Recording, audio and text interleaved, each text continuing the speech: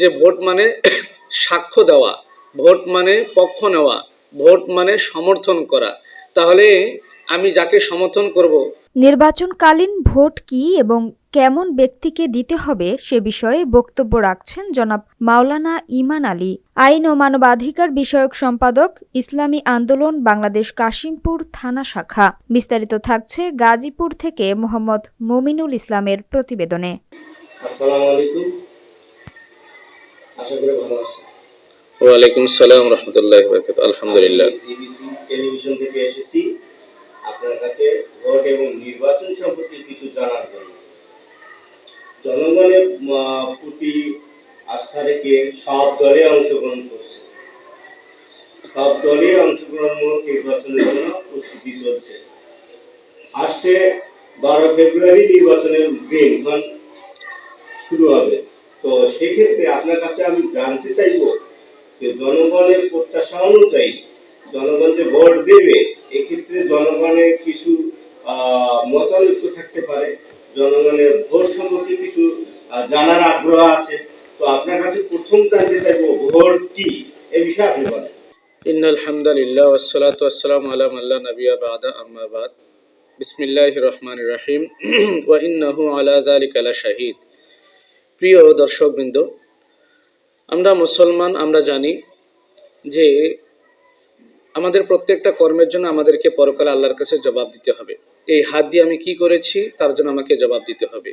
এই পা দিয়ে, চোখ দিয়ে, এই মুখ দিয়ে আমি কি বলেছি তার জন্য আল্লাহর কাছে আমাদেরকে জবাব দিতে হবে।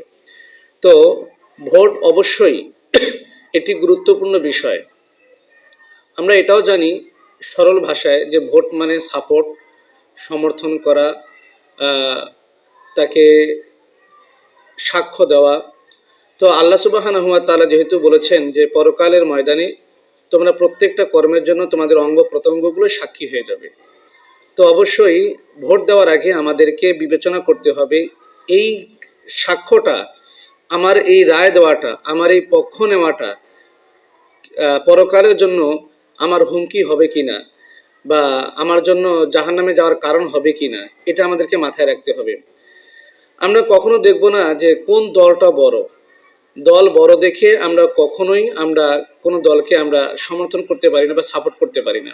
দল বড় হতে পারে, তো দলকে অবশ্যই দলের উদ্দেশ্যটা কি এটাকে অবশ্যই প্রত্যেকটা জনগণকে মাথায় রাখতে হবে। এই দল কি চায়, এবং যে প্রার্থীর টাকা দেখে বা ক্ষমতা দেখে বা প্রার্থীর শিক্ষাগত যোগ্যতা দেখে কখনো প্রার্থীকে যোগ্য মনে করা যাবে না। এমনও হতে পারে, আমাদের দেশে আমরা দেখেছি অনেক বড় বড় এমপি মন্ত্রীরা, হ্যাঁ, দুর্নীতিবাজ হওয়ার পরেও তারা হাজারো অসৎ বা হাজারো নানান ধরনের অপকর্ম করার পরেও আমরা তাদেরকে এমপি বানাই বা মন্ত্রী বানাই, ঠিক আছে? তো প্রথম কথা হচ্ছে আমাদেরকে মাথায় রাখতে হবে ভোট অবশ্যই গুরুত্বপূর্ণ একটি আমানত। সাক্ষ্য দেওয়া, আপনি কোন দলকে সাক্ষ্য দিচ্ছেন এবং কোন প্রার্থীকে আপনি সাপোর্ট করলেন বা কোন প্রার্থীকে আপনি সমর্থন করলেন, এটা আপনাদের মাথায় রাখতে হবে। আপনি যদি মনে করেন যে আপনি মুসলমান, তাহলে অবশ্যই এই ভোটের জন্য আল্লাহর কাছে আপনাকে জবাবদিহি হতে হবে। হ্যাঁ, তাহলে ভোট বিষয়টা আমাদের কাছে ক্লিয়ার, অন্তত এতটুকু আমরা বুঝতে পারলাম যে ভোট মানে সাক্ষ্য দেওয়া, ভোট মানে পক্ষ নেওয়া, ভোট মানে সমর্থন করা। তাহলে আমি যাকে সমর্থন করব অবশ্যই ওই ব্যক্তিটাকে কি হতে হবে? সৎ হতে হবে, অনেস্ট হতে হবে।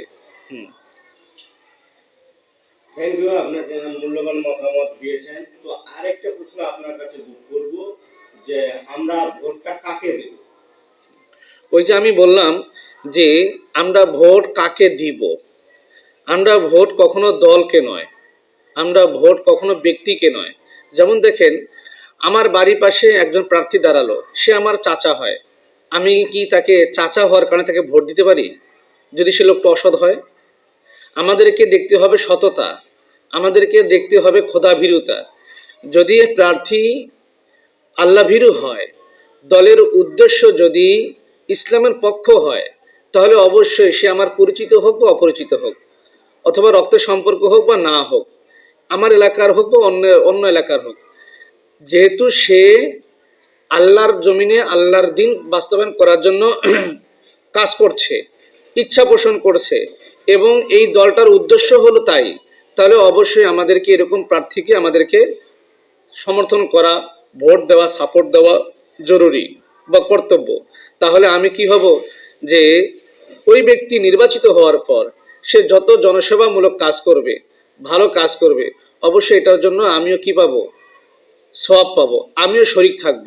কিন্তু আমরা দেখতে পাচ্ছি যে আমাদের দেশের অনেক বড় বড় খেলোয়াড়, বড় বড় গায়িকা, বড় বড় নায়িকারা আমাদের দেশের এমপি মন্ত্রী হয়, কিন্তু কোনো মুফতি মুহাদ্দিস শাইখুল হাদিসকে আমরা এমপি মন্ত্রী বানাতে চাই না। আমরা মনে করি তারা দেশ চালাতে পারবে না, তারা নেতৃত্ব দিতে পারবে না, এরকম না মনে করি। আমাদের দেশের মানুষের একটা ধারণা, হুজুররা মসজিদের ইমামতি শুধু করবে, শুধু মাদ্রাসা নিয়ে থাকবে, তারা কি রাষ্ট্র ক্ষমতা চালাতে পারবে, তারা কি মেম্বার চেয়ারম্যান হতে পারবে, তারা কি এমপি মন্ত্রী হতে পারবে, এরকম একটা ধারণা তাদের ভিতরে আছে। অথচ শিল্পীরা এমপি হয়েছে, খেলোয়াড়রা এমপি হয়েছে, ড্যান্সাররা এমপি হয়েছে, আপনার নর্তকী পর্যন্ত আমাদের দেশে এমপি হয়েছে। এটা একটা দুঃখজনক। তাহলে এটা আমাদেরকে মনে রাখতে হবে যে আমি দর্শক বিন্দুকে অনুরোধ করব যে ভাই, আপনাকে এমন একজন নেতাকে বাছাই করতে হবে, এমন একটা দলকে আপনাদেরকে সাপোর্ট করতে হবে যে দলের উদ্দেশ্য আল্লাহকে খুশি করা, যেই দলের উদ্দেশ্য জমিনকে আল্লাহর দিন বাস্তবায়ন করা। আমাদেরকে পক্ষ নিতে হবে আল্লাহর জন্য, আমাদের বিপক্ষ হতে হবে, বিপক্ষে যেতে হবে আল্লাহর জন্য। কাউকে আল্লাহর জন্য সাপোর্ট করব, কাউকে আল্লাহর জন্য ত্যাগ করব। ঠিক আছে? তাহলে আমি বলতে চাই যে আমরা যতগুলো দল আমরা দেখতে পাচ্ছি আমাদের বাংলাদেশে, প্রত্যেকটা দল যে যার মতো করে প্রস্তুতি নিতেছে।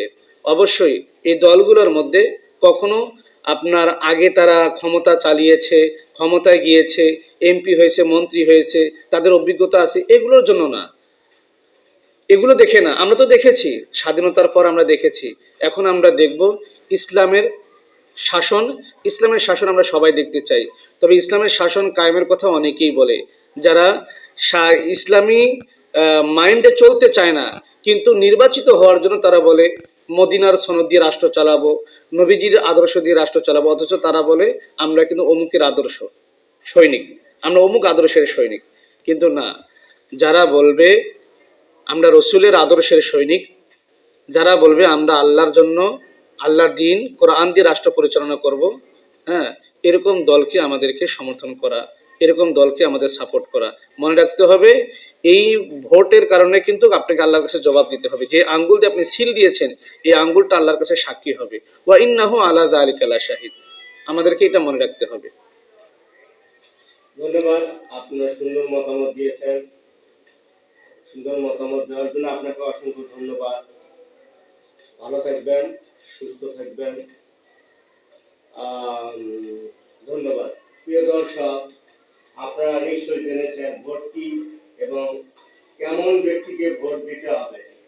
তো আশা করব এর মাধ্যমে আপনারা জ্ঞান লাভ করবেন এবং এই অনুযায়ী আপনি যোগ্য ব্যক্তিকে ভোট দিবেন এবং ভোটের ন্যায্যতা অনুযায়ী আপনারা যাতে অধিকার ফিরে পান, সেবা পান, সেই ধরনের ব্যক্তিকে বাছাই করবেন। ধন্যবাদ। আসসালামু আলাইকুম। ভালো থাকবেন।